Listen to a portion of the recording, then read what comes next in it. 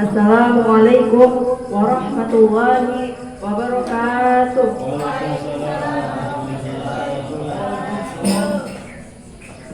Alhamdulillah, alhamdulillahirabbil alamin, wassalatu wassalamu ala asyrofil anbiya'i wal mursalin, sayyidina wa maulana Muhammadin wa ala alihi wa sahbihi ajma'in, amma ba'du. Yang kita hormati dan kita muliakan Tuan Guru sekaligus pengasuh Pondok Pesantren As-Safinah, beliau Al-Mukarram wa Mukarram Bin Haji Profesor Dr. Muhammad Haris Hakam SHMA, yang mana pada malam hari ini beliau tidak dapat hadir bersama kita. Mari kita doakan beliau, semoga beliau dipanjangkan umurnya, dilancarkan rezekinya, dimudahkan segala urusannya, dan disehatkan badannya. Amin amin ya rabbal alamin. Dan kepada seluruh jajaran Dewan Guru Pondok Pesantren As-Safinah, Al-Mukarram Al-Ustaz Sulaiman SE, Al-Mukarram Al-Ustaz Nabawi SH, dan kepada seluruh santri-santri yang insyaallah dimulakan oleh Allah Subhanahu wa taala. Bismillahirrahmanirrahim. La tahzan innallaha ma'ana. Jangan bersedih, sungguhnya Allah bersamamu. Di dalam Quran surah At-Taubah ayat 10 diceritakan pada saat itu Rasulullah SAW dan sahabat Abu Bakar pergi keluar kota Mekah untuk menjauhi serangan kaum kafir Quraisy.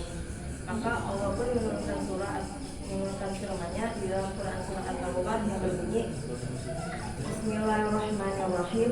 Idh yaqulu sahibihi la tahzan innallaha ma'ana. Fa'anzalallahu sakinatahu alaihi wa yadkhulu bi junudin lam tarawha wa ja'ala kalimatal ladzina kafaru sufla wa kalimatullahi al-'ulya wallahu 'azizun hakim.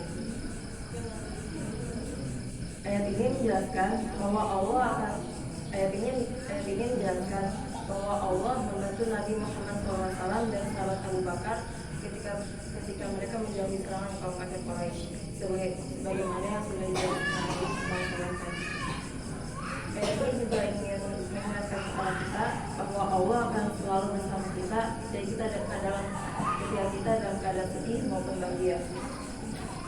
Allah akan memberikan kenikmatan yang begitu besar ketika hambanya selesai melalui ujian di kehidupan.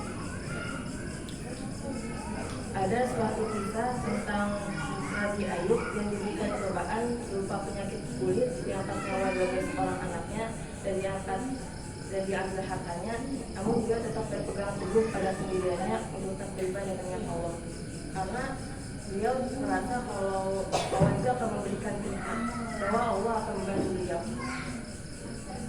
Jadi pada suatu hari mereka sedang berkumpul membicarakan makhluk Allah mengenai keburukan dan kebaikannya.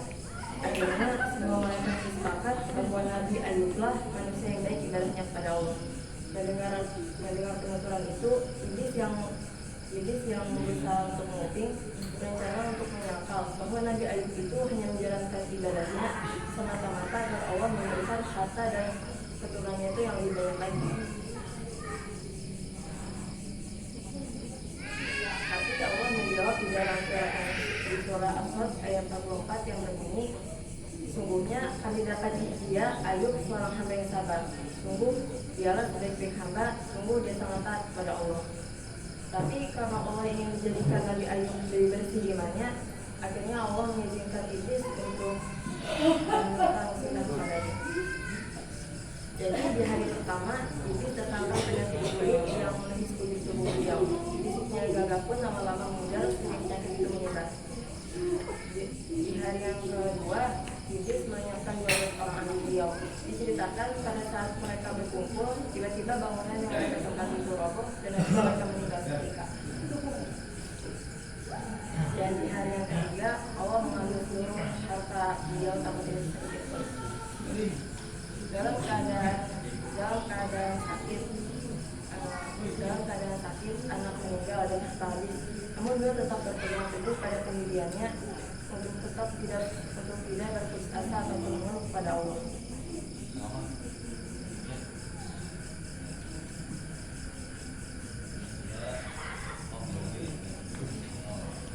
Lalu bertahun-tahun beliau diberikan cobaan, akhirnya Allah menjawab doanya sebagaimana dalam surah Al-Anbiya ayat 44. Maka kami dapat dia Maka kami kabulkan doanya dan kami lenyapkan penyakit yang ada padanya, dan kami kembalikan keluarganya kepadanya, dan kami lipat gandakan jumlah keluarganya sebagai suatu rahmat bagi kami dan sebagai suatu peringatan untuk orang yang berhak. Hikmah dari cerita Nabi Ayub ini bisa kita ambil kesimpulannya bahwa Allah akan selalu bersama kita dan kita dalam keadaan kesusahan.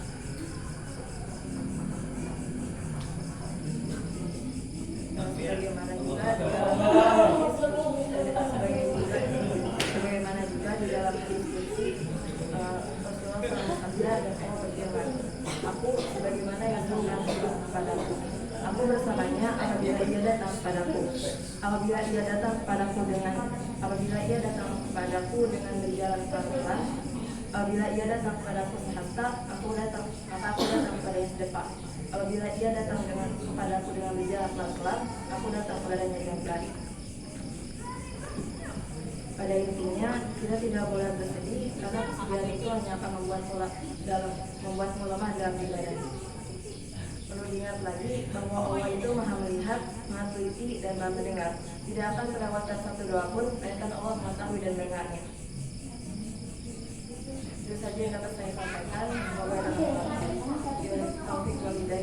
Wassalamualaikum warahmatullahi wabarakatuh.